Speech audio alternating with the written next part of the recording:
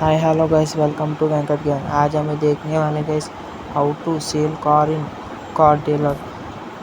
जैसे car dealer में car कैसे सेल करेंगे गाइस। ये राइट साइड कार है गाइस, सेल करके बताएंगे गाइस।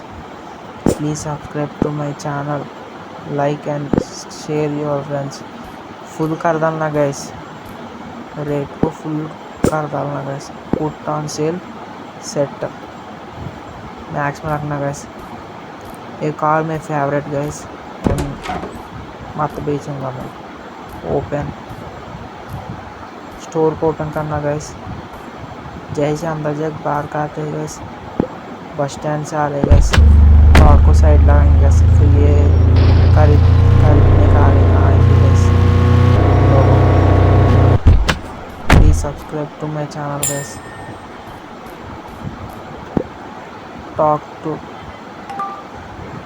यार 48,000 सेल करेंगे गाइस। एवरेज डील, एक बार एवरेज एक बार गुड, मतलब पण बैड नहीं होना गाइस, बैड असल नहीं होना गाइस।